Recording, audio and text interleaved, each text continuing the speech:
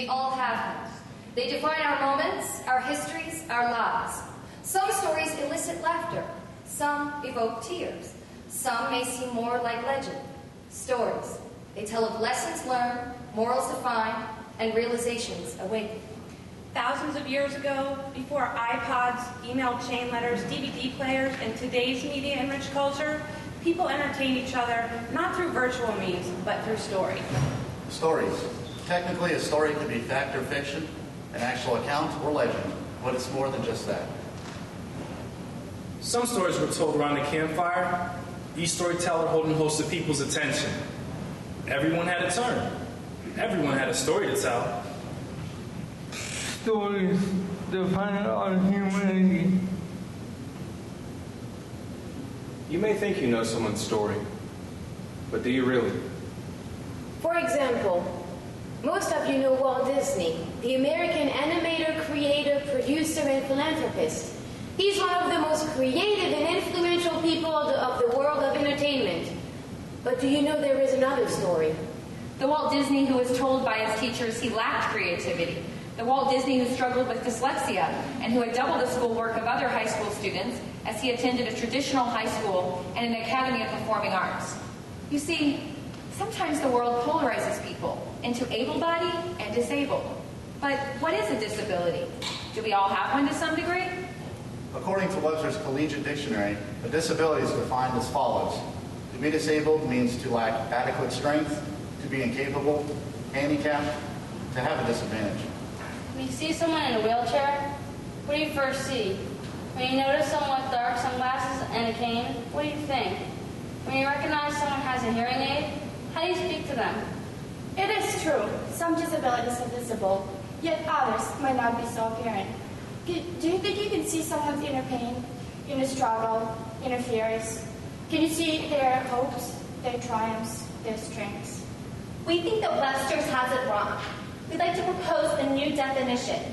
To be disabled means to exhibit mental toughness and strength to surpass others' expectations. To have an advantage, a gift to experience the world in ways that most people will never know. Tonight, we invite you to our campfire. Join us as we share our stories. Stories that transcend the theme of disability and tell who we are as human beings. Because isn't that what's most important? Come a little closer. Listen.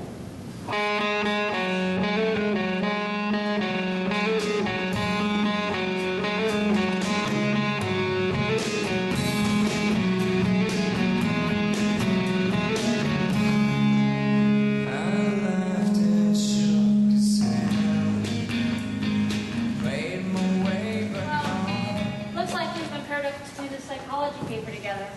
I'm Katie. You're Will, right? Yeah. What exactly do we do in the paper again? Do you know? We have to talk about our life experiences so far and then analyze them. That sounds simple enough.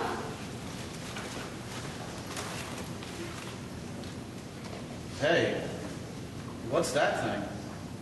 It's a video magnifier. I'm visually impaired, and it helps me to see small print textbooks. And any small print for that matter. Really? I'm visually impaired too. You are? You don't seem like it. Well...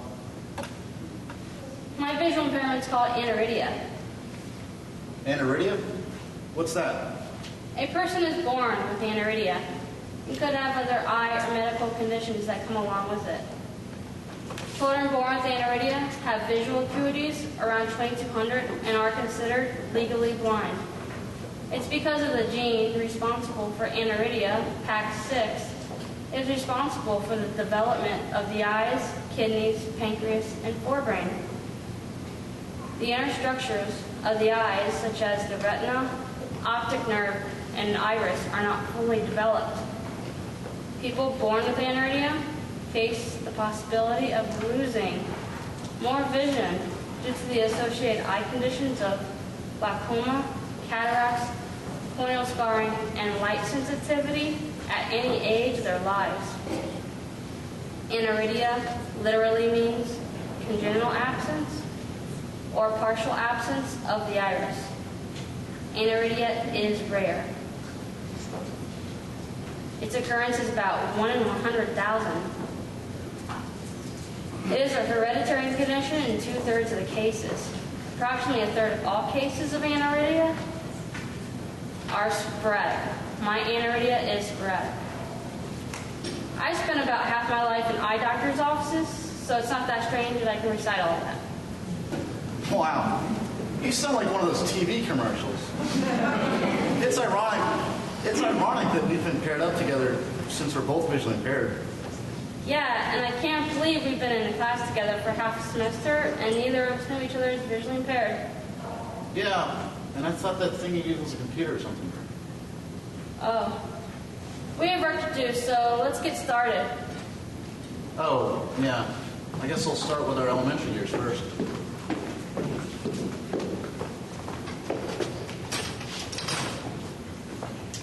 Yes? But I can't see the board. Why can't you see the board? It's right there. Well, I just can't. I don't have time to deal with you.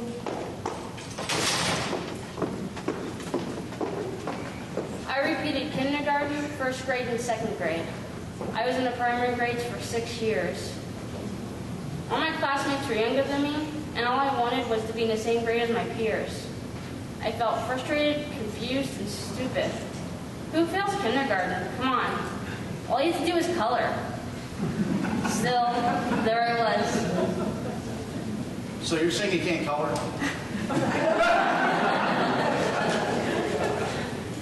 Even the teachers didn't understand your disability? The teachers didn't believe I had a real vision problem. My mom tried to explain to them I had a vision problem, but they didn't believe her either. It wasn't until the 2nd grade, the second time around, until my mom found out about the Lions Club organization. So you're telling me you can give my daughter some material to help her and see better in school? Sure. We'll be glad to go to your daughter's school and talk to the principal. They need to understand that she has a real disability and needs help.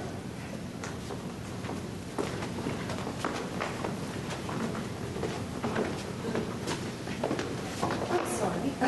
So, as you can see, this is a student who has been overlooked for far too long. I can't believe I wasn't notified of this sooner. This is unbelievable. An outrage. Let me see what I can do. Believe it or not, the school allowed me to skip the 3rd grade and catch up with my peers in the 4th grade. I was still a little older than my peers, however, I was still a little closer in age, and my teachers were more caring and understanding. So you finally learned how to color then? Did the teachers ever help you with your disability? Well, for me, my experiences were more socially driven. Oh? I'm over here. Can't you look at me when I'm talking to you? Hey, look at me. I'm real and I'm blind. Actually, because of my visual impairment, it makes me hard to focus on your face. I was born this way. It's who I am. Yeah? Well, you're a freak. And nobody wants you in our class. Nobody wants to be your friend either. That's fine.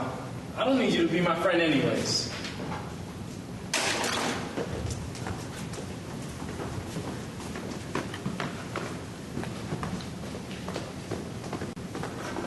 Here, Will.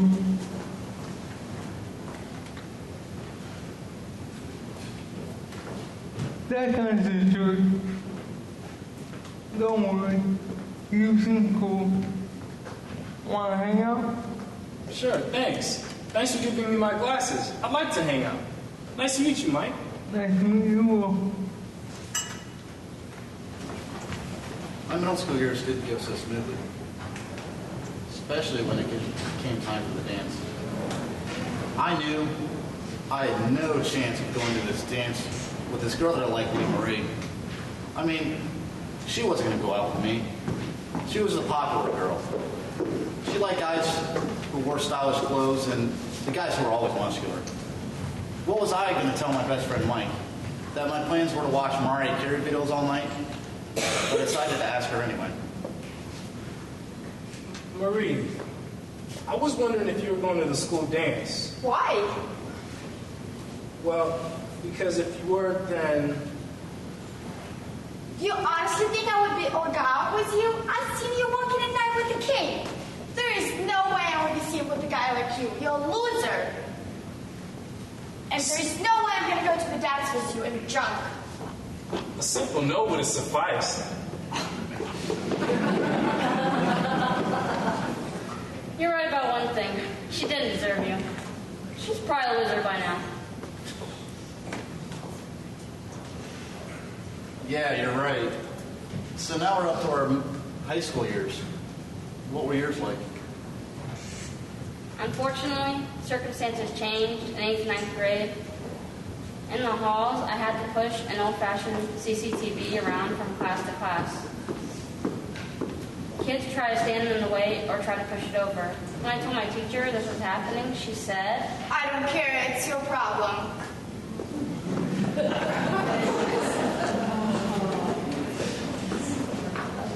I couldn't deal with not being helped with my disability. So I dropped out of school in 9th grade when I was 16. And 3 years later, I enrolled at the Rehabilitation Center for the Blind in Daytona Beach, Florida, and earned my GED. I can't believe the teachers were so inconsiderate. Yeah, the teachers gave up on me, and I gave up on them, basically.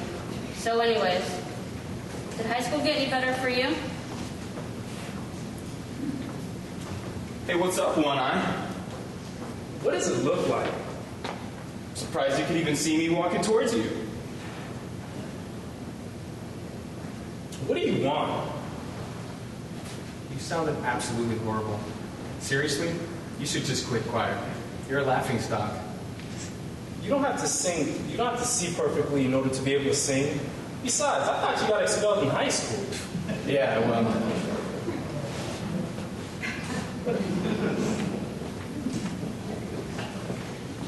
I really enjoyed singing. It built up my confidence and made me realize that I wasn't so worthless. I know exactly what you mean by feeling worthless. You do? Some years passed after earning my GED, and I started to feel as if I hit a wall. I was useless to the world. My life had no meaning, and I blamed it all on my visual impairment. I felt angry, frustrated, and hindered by my disability. I was exhausted from having to go the extra mile for typical everyday errands. I knew God had a purpose for me, but I couldn't imagine what I could offer with a disability that kept my possibilities so limited, like being in a prison.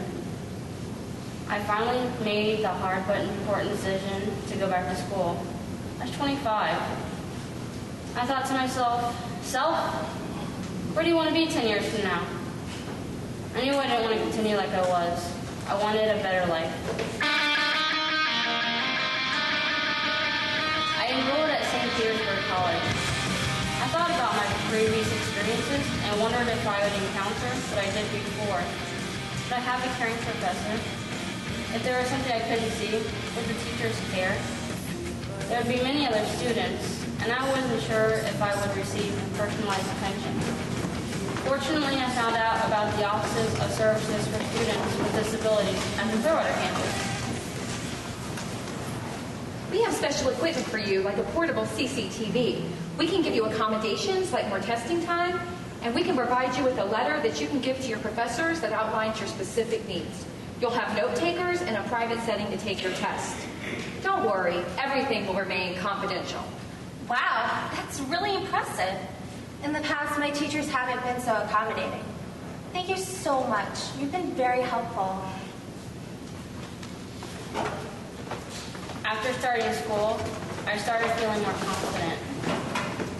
And for the first time in my life, I was excited about having a future. And I became a new, improved, upgraded version of myself. I was going to be able to earn a job, a career. Before, I was headed nowhere. I now realize it wasn't my visual impairment that was holding me back. It was me and my lack of confidence in myself. I had felt the world just wasn't designed for a visually impaired person. And I didn't believe in myself enough to give it a try because of my past experiences. I knew I needed help. And I was waiting around for someone to come along and help me. But then I realized no one can help me except for me. And that's just what I did.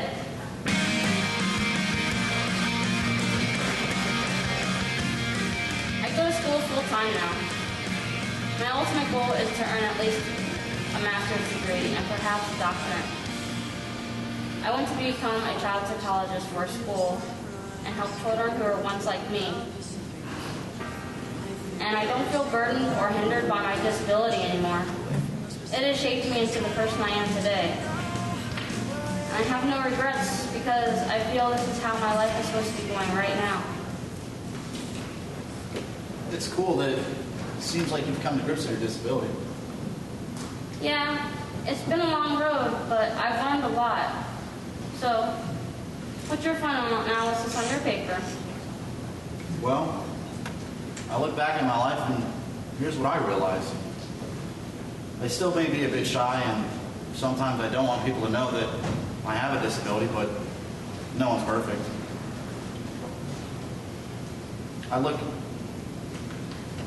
with the help of my friends and family, I know that life is what I make of it. I can relate to that.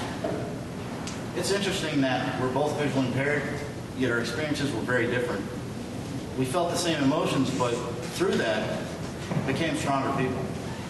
Oh, yeah, we're done with our paper early. Sweet. So, do you want to get a bite to eat and stuff? Sure, that sounds good.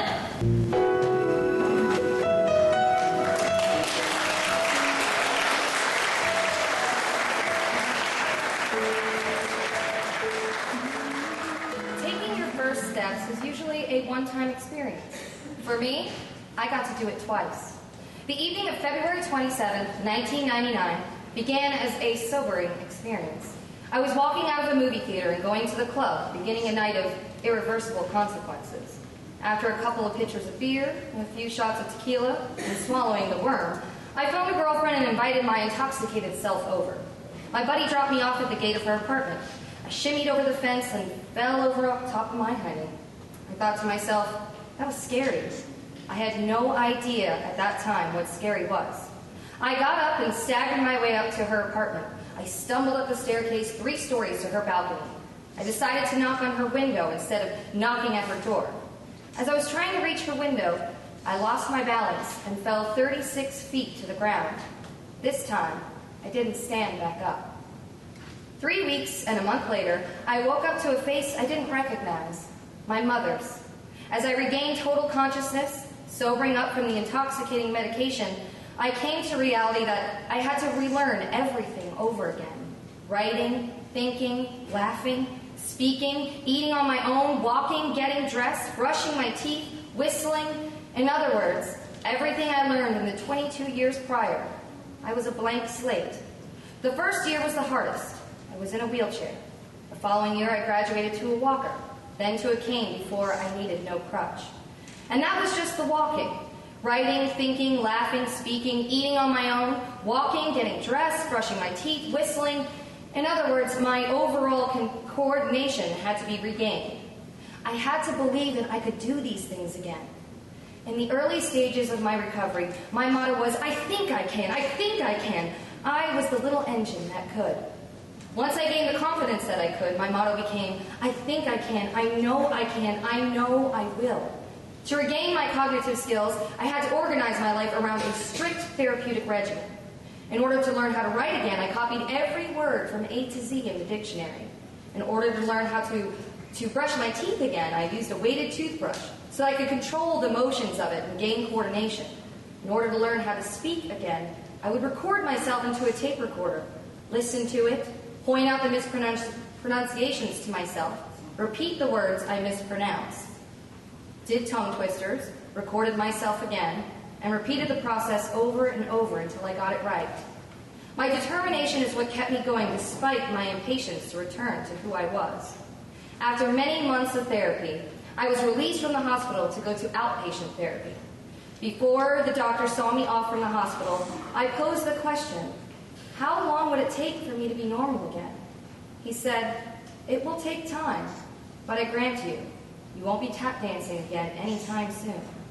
Well, it has taken me 10 years to get to where I am now. As far as accepting what has happened to me, well, that happened when I woke up from the coma and began my first steps.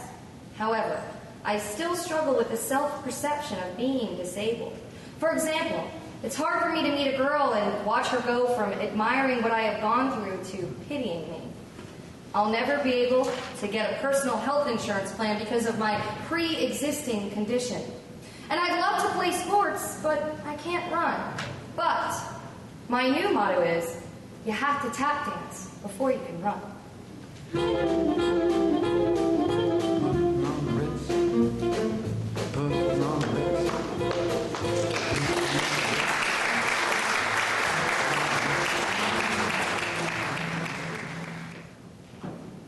Born August 10th, 1972, to a wonderful family in California. My life started like any other child's, but there were surprises along the way that Mom and Dad and the siblings would have to deal with. I was brought home from the hospital. Kids, I would like you to meet your new brother, Robert. Robert, this is Richard, Kimberly, and Antoinette. I don't understand this. He is so still. Robert doesn't seem to be moving around much in his crib. I wonder if this is normal. Do you think it is? I mean, do you think he's feeling all right? I think we should take him to a doctor. Let's take him to the doctor and see if they can get us some answers.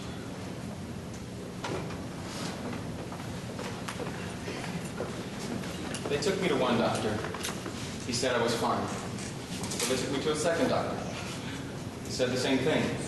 So they took me to a third doctor. This went on for 5 different doctors. My mother knew there was something just not right, and she didn't rest until she found a doctor who finally gave her some news.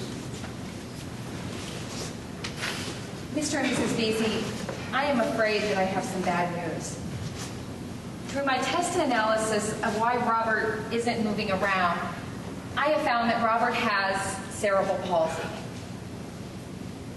Cerebral palsy, or CP, is a static motor disorder that usually makes its appearance before the child is 3 years of age.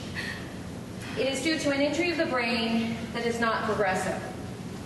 Whereas the reality of CP is widely accepted, the causation is quite controversial. In this child's case, transient apnea may possibly have led to a temporary insufficiency of oxygen to the brain and hence to CP. CP affects motor functions, not intelligence. A child with CP can be flaccid and usually floppy, or spastic and usually tight. In any case, a child with CP should have careful, comprehensive evaluation that is often multidisciplinary. Speech therapy, physical therapy, etc. I know this is hard news for you to hear, but I must give you the options as I see them. You can choose to keep Robert with you, knowing full well this will be a full-time job and see to his needs. He will require surgeries as he grows, and in my opinion, would likely not ever be able to talk, walk, or move his arms and legs at all. Your other option would be to put him in an institution that would be suited to take care of his special needs. This would be expensive and would separate you from your son. I know this is a lot to hear in one sitting. I am sorry. I will just leave you here to think.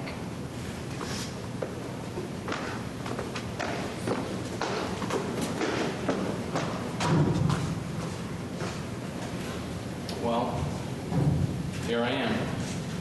So I'll let you decide what they chose. Although I'm sure it wasn't easy for them to hear or decide when we went.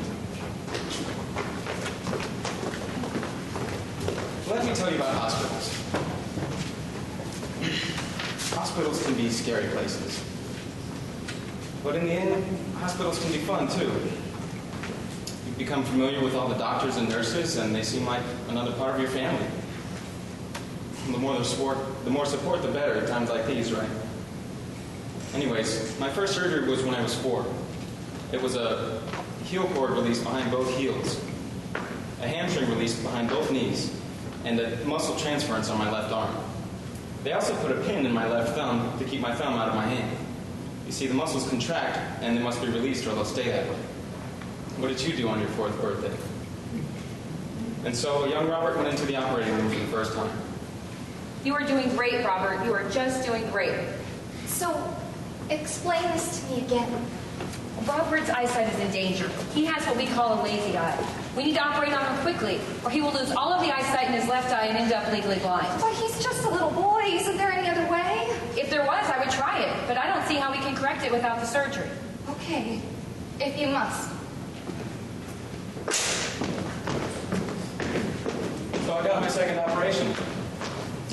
I wore a patch over my eye for about a month. Scary for a little kid. But I had the support of my family and friends.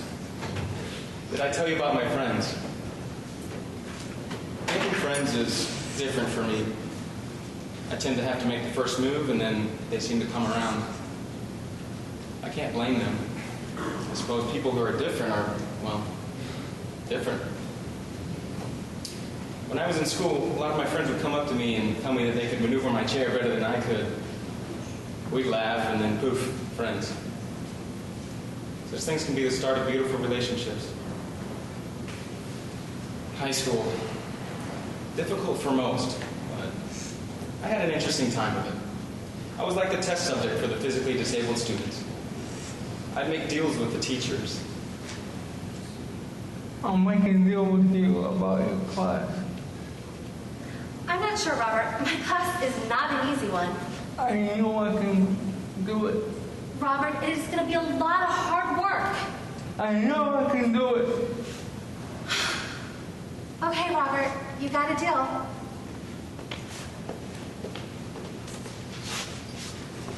You know, every class I took was a mainstream class. I got an A or a B, too. I also took home third prize in a lip sync contest. I think I should have won, but can't have everything. Another surgery? He seems to be doing so well and is really enjoying school. I know this is difficult, but we need to do this now if we are going to get past other problems later.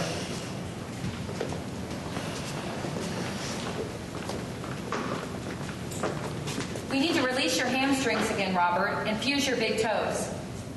We would like to operate on your groin area and would like to do a hip replacement surgery as well. Okay, and how much longer would I be in the hospital if we did this hip replacement surgery? Oh, only 6 to 8 weeks more. They didn't do the hip replacement surgery. I went home to my high school, and I went to my prom. I went along, stag, as they say. 2 weeks after the prom, I was called into my teacher's office.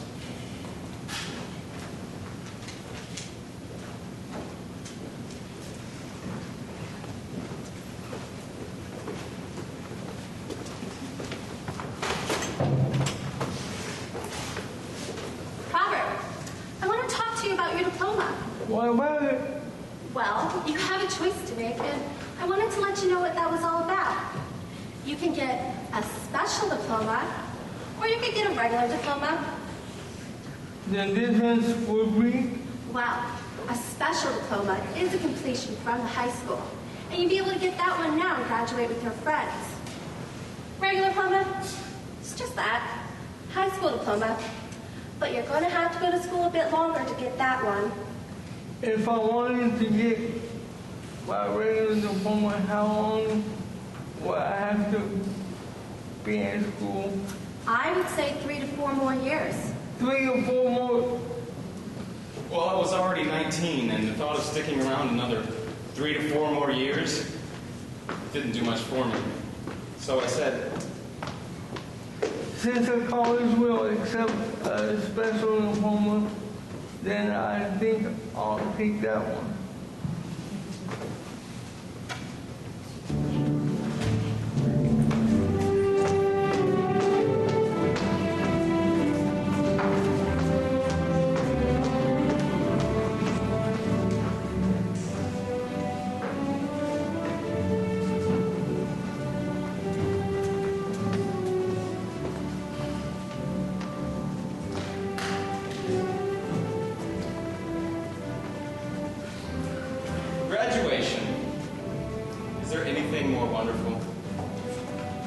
My parents and my entire family were there.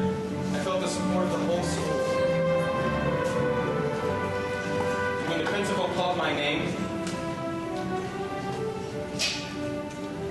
Robert Easy! I went across the stage.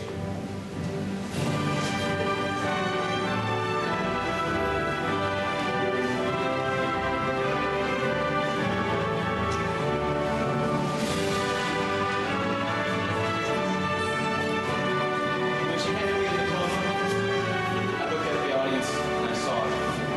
They were standing up. They were all standing up for me.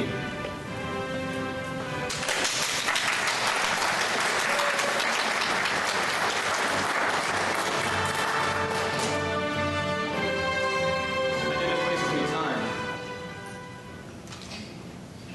2 weeks after my graduation, I went to the college with my sister and approached the counselor's desk.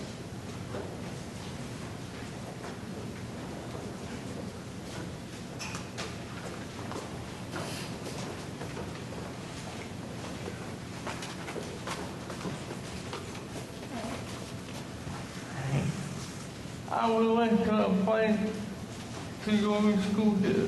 Oh, great. May I see a diploma?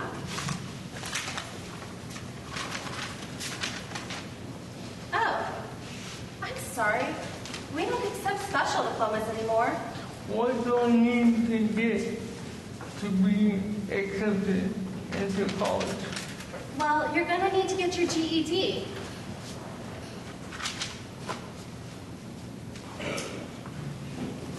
So, in 1993, I enrolled in the GED class. In 1994, I passed. I passed the college entrance exam, and here I am. I proved not only to myself, but to all those people who said that I couldn't get into college, that I could do it. I take classes now, and I've gotten up in front of the class and talked about my disability. I'm not afraid to get up in front of the classroom and introduce myself and answer questions about my life or what it's like to be disabled. I remain a student, yet I'm a teacher to students who don't know the difference or what it's like to be disabled. I like teaching about life. I think sometimes it's just as important as what we learn in class.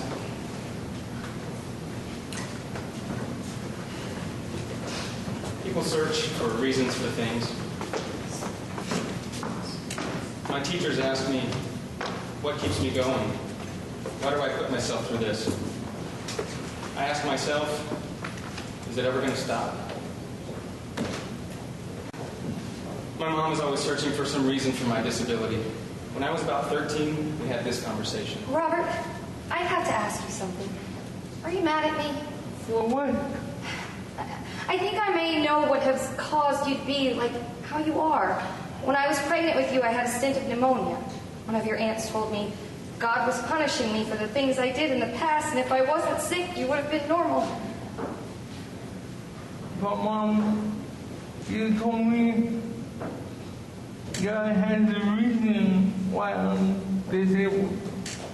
I don't know yet what that is, but as I go forward, He will reveal it to me. That's right. You are right. I love you, Robert. I love you too, Mom.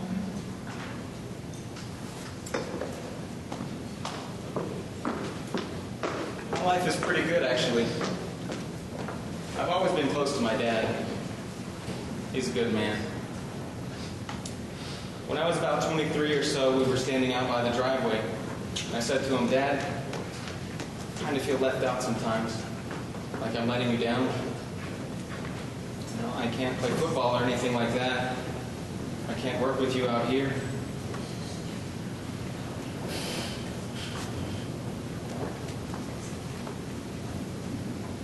Robert,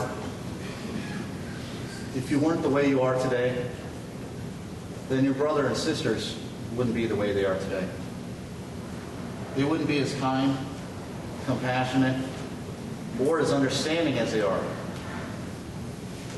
If you weren't the way you are today, then your mother and I wouldn't be the way we are with other people. You're very special, Robert. I hope you know that. But you still have to accomplish all your goals. But how do I know when I've done enough? How do I know that when I've reached the end of the tunnel? You'll never know what the end of the tunnel is because there might be a train coming.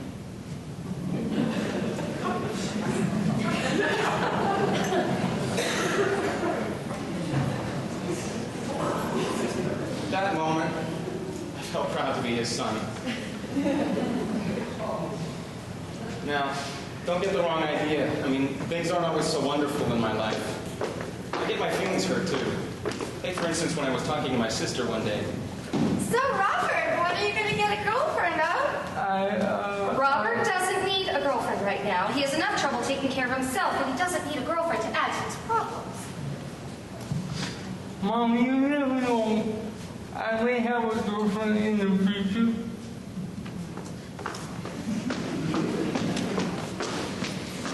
I was shocked. My mother is the kind of person who, all through my life, has told me that anything I wanted to accomplish, I could do it. To hear her say that about me, after she told me my whole life that I could do anything, it's very disappointing to me. I just let it go. I mean, what else can you do? Did I tell you about my brother's wedding? 2 years ago, my brother calls me, 8 o'clock p.m. So, Robert, how would you like to be the best man in my wedding? I said yes. I was surprised. I thought he would have picked his best friend first, but he said, well, Robert, I said I was gonna ask you first, and then if you said no, I would ask my other best friend.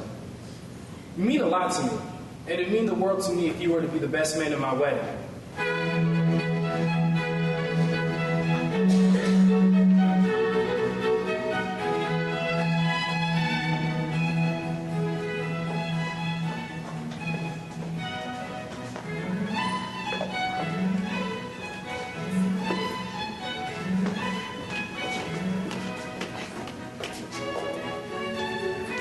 I was very proud. I felt my brother could have picked anyone else but me. The fact that he chose me proved to me that he wasn't ashamed of being seen with me. And the only reason I was considering saying no in the first place was that I didn't want to distract the guests from the couple. This was my brother's wedding, and I wanted him to be the focus. I guess I was afraid if he chose me for best man, they would pay more attention to me. They didn't.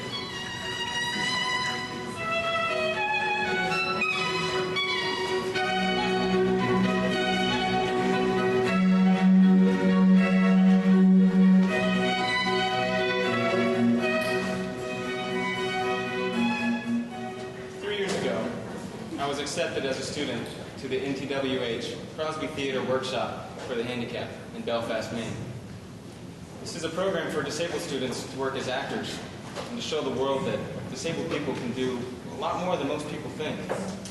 Because it not only brings us together with able-bodied persons, but it teaches us to get along with those who might have difficulties. Last December, I graduated from St. Petersburg College.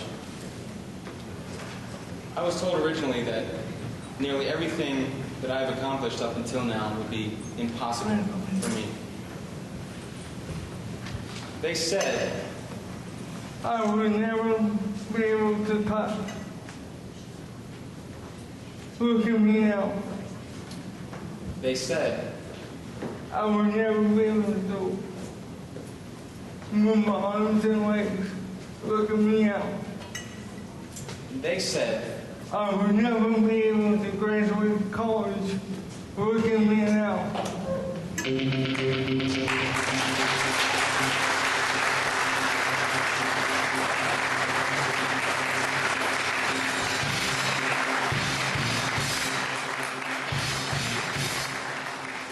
Will Smith is a good actor, but did you see Eva Mendes? That was a good movie. And yes, of course I saw Eva Mendes. Man, she is...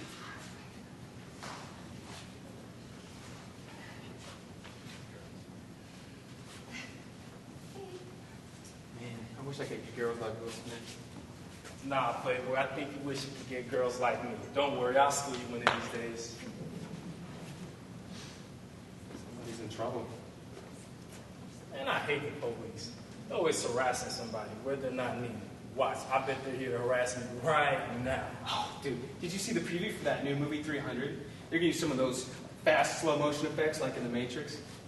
Oh yeah, I saw it on TV the other day. It looked real tight. I liked it. I think he's here for you now. Bad boys, what you gonna do? What you gonna do? Hey, you! Come over here. For what? I said, come here. For what? Come over here now! Yes, sir. What's going on? Those ladies over there said you're looking at their teenage daughter. Do you have any proof? You stop me and tell me this garbage? This ain't right. This is an outrage. This is unjust. How dare you pull me aside for this? As a matter of fact, who do you think you ought to even talk to me? Wayne, you have to relax, okay? You're yelling at a police officer. Calm down or he is going to arrest you. Nah, man, that police officer ain't trying to respect me, so why should I respect him? Because he will arrest you for the stupid way you're acting now. Always harassing law-abiding citizens where you're not needed. I hate you. You're under arrest. You have the right to remain silent. Anything you say can and will be used against you in a court of law. You can't arrest me because of your stupidity. Wayne, oh my God. I can't believe this. You're going to jail. Oh my God, I can't believe it. I'm going to jail.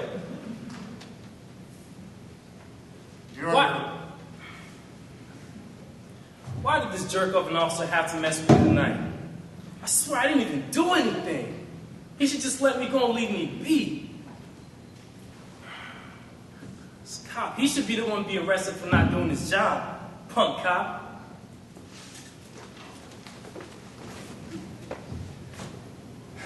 Tommy and I have been best friends for years. I came into the States not speaking any English. He was the first to befriend me. We went to school together. We played sports together. We even chased women together. We were best friends to the end.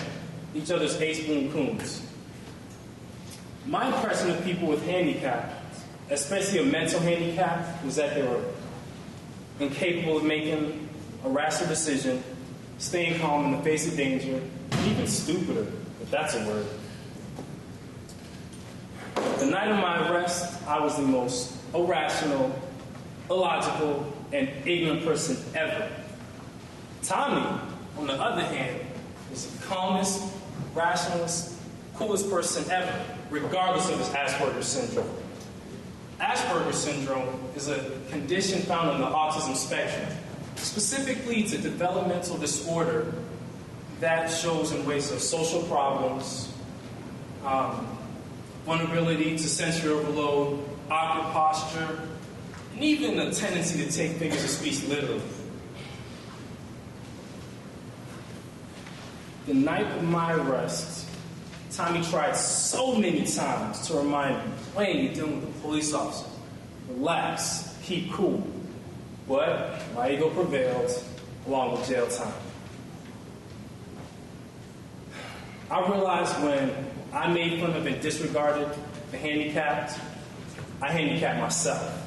You can pour your soul out singing a song you believe. Hi, my name is Courtney, and I'm a lobster. That's right. Last summer, I was invited to a workshop in Belfast, Maine, an establishment called NTWH, the National Theater Workshop of the Handicapped. Now, I was puzzled as to why I was there. I mean, I'm not really handicapped.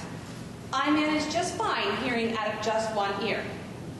Actually, I'm so good at it that no one ever really knows.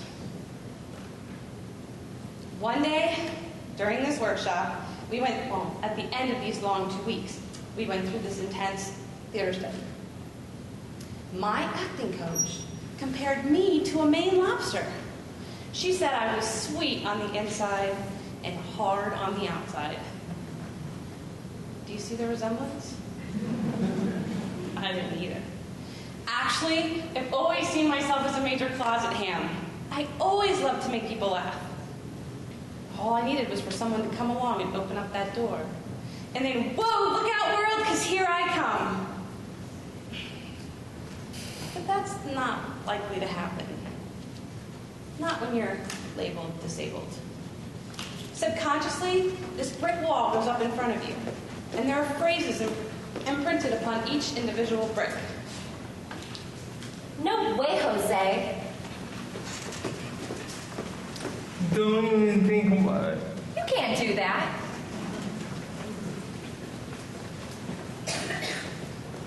Don't even try it.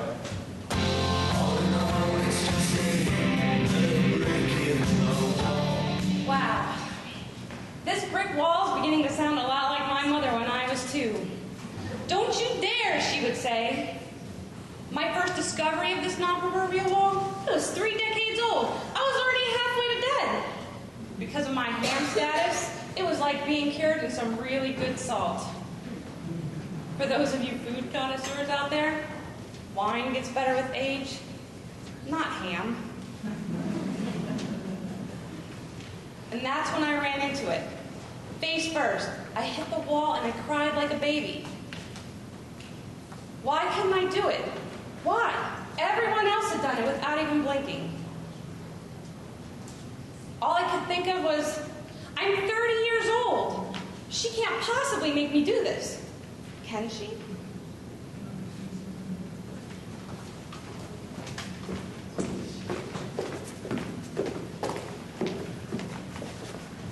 All right, kids. Now that we have warmed up our bodies, we're going to warm up our voices. Everybody take out your monologues. We're each going to take a monologue and sing it out loud to the group. Will? Good job, Katie. Next. Courtney? You can't be serious. Come on, it's switch one. I'm sorry, I can't. Why can't you? I just can't. Come on, I'll do it with you. My throat's closing up, my heart's racing, I can't breathe. I'm sorry, I can't, I just can't. Everyone has dreams. Some more grand than others. I've always wanted to be the next Britney Spears. I felt it out, oops, I did it again, into the shower head. I wanted to be admired because I could sing. I wanted to be edgy and desirable, just like the next girl. Oh, come on, ladies, you know what I mean. I wanted people to look at me like that. I wanted to be that girl.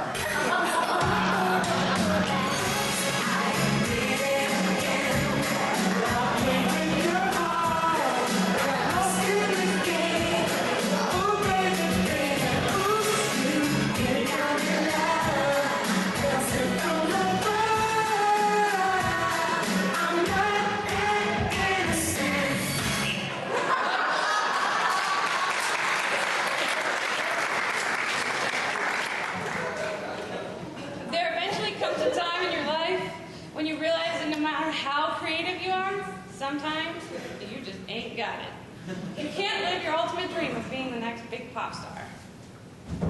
So it was my turn. Everyone else had done it without even blinking. And all I could think of was, I'm 30 years old. She can't possibly make me do this. Can she? My first instinct was to run. I couldn't feel my legs. Besides, who wants to be labeled the ham that sings like a dying cow? I couldn't sing, and I couldn't run.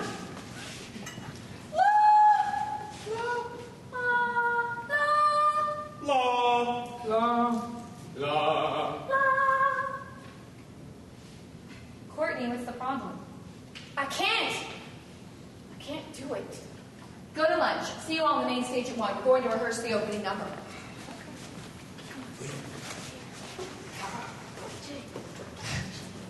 Yeah. Courtney, come see me, please.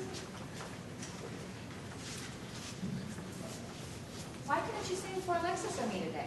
I can't hear myself. I'll sound like a dying cow. You will not sound like a dying cow. You speak and pronounce extremely well for someone with the amount of hearing loss you have. You just need to relax. I can't. Oh, but you can. I just need to hear your voice. Just once. I'll do it with you. Let's do it. Take a deep breath. In through your nose and out through your mouth. Oh!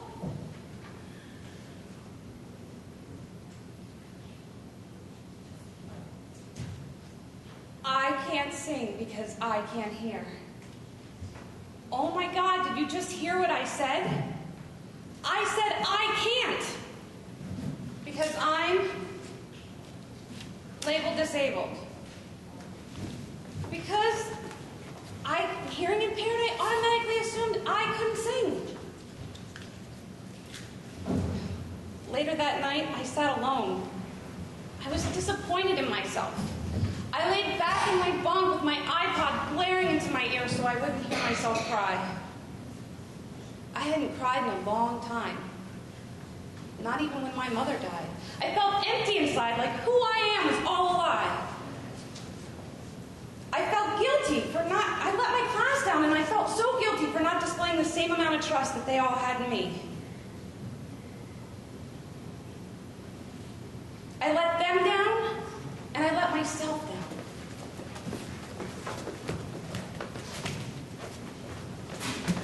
I can't hear you unless you're looking at me.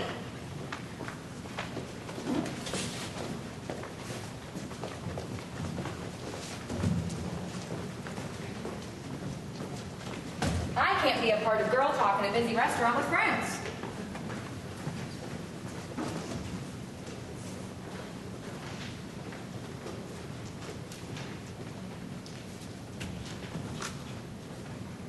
I can't hear the TV over the air conditioner.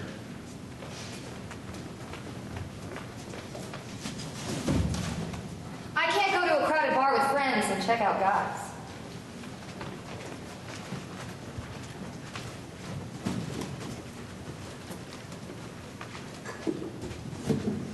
I can't hold a conversation while I'm driving on the phone.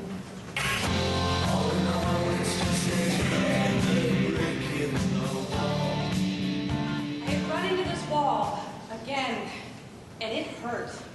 Oh, my ego, I mean. Why couldn't I do it? Why?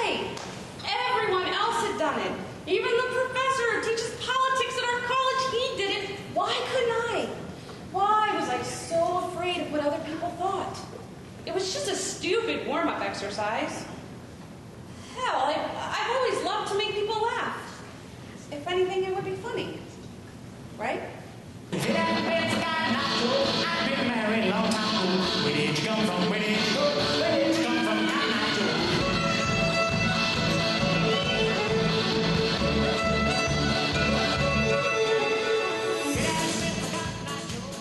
I'm gonna go get another beer. I'll be right back. Okay. I'll show you how it's done, all right?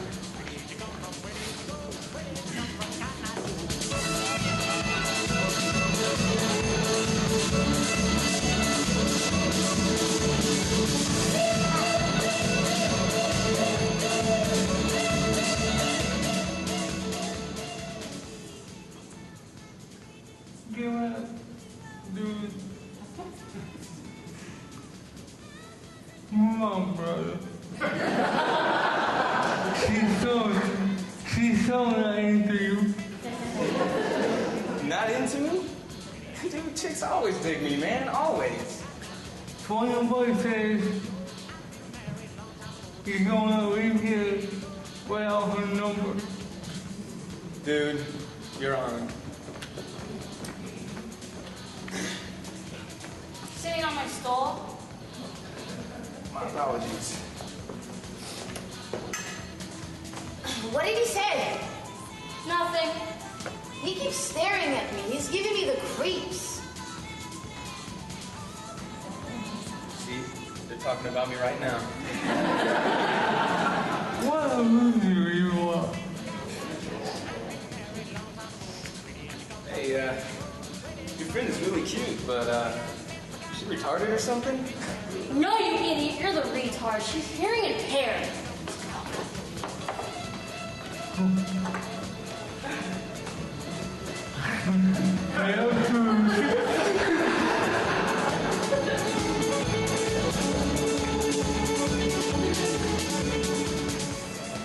Oh, yeah.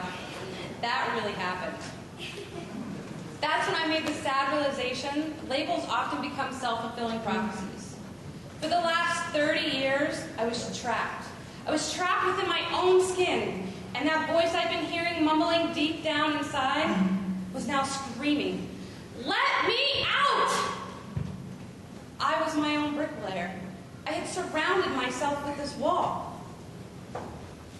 I labeled me disabled. And that's when I realized why it had come to me. It wasn't to be a better actress, or even a better writer. Even though my disability isn't a visible one, it is very real. And I allow it to hinder my everyday experiences. It forced me to keep my charming and outgoing ham-like personality into that locked closet. Every day, I unknowingly limit myself. My experience in Maine showed me that I only hold a ticket to the big show called life, and I'm just watching it pass me by. Then, that's when the light bulb came on. That's when I realized I could rise to the challenge, remove my self-inflicted label. At 30 years old, I finally reclaimed my confidence and my identity.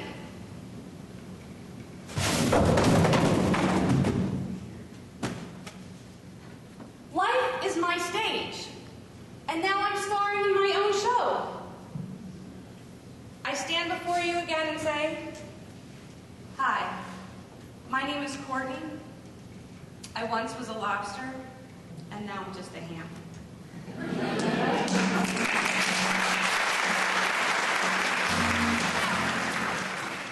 Stories. We all have them. They define our moments, our histories, our lives. Some stories elicit laughter, some evoke tears, some may seem more like legend. Stories. They tell of lessons learned, morals defined, realizations awakened. Stories. We all have them. They define our moments, our histories, our lives. Tonight, you've heard our stories about how we've triumphed over disappointment, cruelty, rejection, and intolerance. We've overcome all these, and we've earned the right to redefine the word disability. So, we'd like to propose a new definition. To be disabled means to surpass others' expectations and to exhibit a mental toughness, an advantage, a gift to the world to experience the way of the world in a way other people will never know. So now you know a person in a wheelchair and a face with the name Robert. A girl that doesn't respond to you, she may not be rude. She just may not hear you. Someone may be looking at you. But not the way you're used to. And a person can become disabled in the prime of their life. And a normal person should be the one to be quiet and listen to the one with the disability. So as you leave here tonight, we hope that you take something away from this. And with that, look at things from more than one perspective.